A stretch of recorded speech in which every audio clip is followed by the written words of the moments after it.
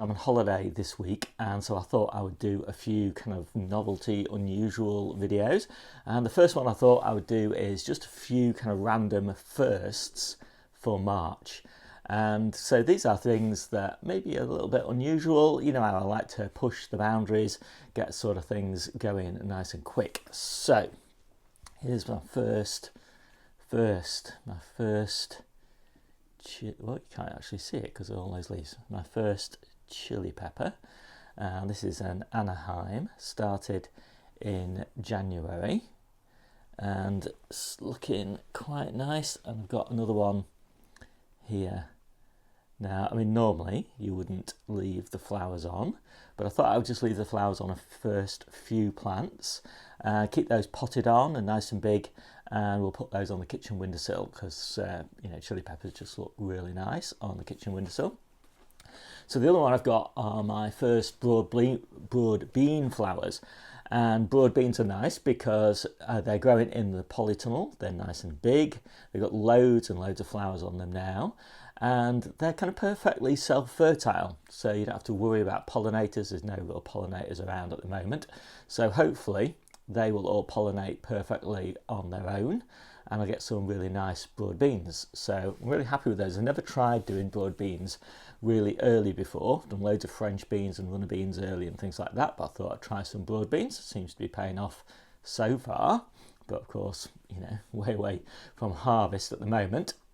And then my potatoes at the back behind me there, they've got their first flowers on them. So they're my early main crop, or super early probably, super early main crop potatoes, grown mainly for baking potatoes to see us sort of through the May, June period, where we won't have them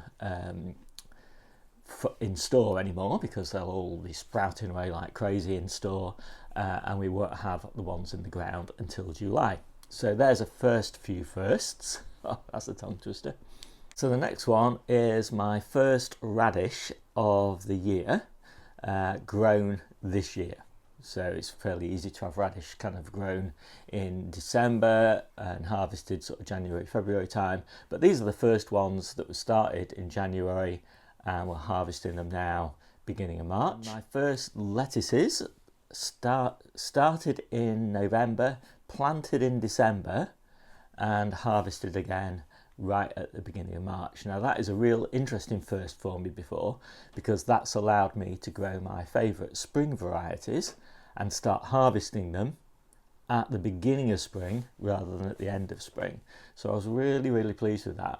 And they only grew under grow lights for 2 weeks, so it was a very short kind of investment in grow lights just to get them with a good enough leaf area so that they could cope with the low light levels, and then they just romped away under the protection of a little low tunnel, no problem at all. Finally, my first brassica planting of brassicas sown this year. So plenty of brassicas sown back in sort of October time, November, but the first ones sown this year were finally planted out, and those are a mix of all the sorts of different types of kale, some lovely green curly kales, some lovely Tuscan kales, some some kale cabbage crosses, and those are called Dazzling Blue. Even I put a few red cabbages in. So these are very early brassicas, which will not see out the whole of the year. So they'll be taken out in June, late June, early July when the purple sprouting broccoli goes in. But for now, they'll provide a fantastic crop in May and June. And then finally, I filled my first compost bin of the year. I like to fill my compost bins pretty quickly, and that means that they warm up nice and quickly. So this one was filled with stable bedding, mixed with some old compost in order to get it started really fast. The old compost provides a kind of initial seed injection of fungi and bacteria. Did it about 4 days ago now, and it's already at full temperature. In fact, I need to watch that temperature because it might actually go a little bit too high, but about 65 degrees is about where I like it to be.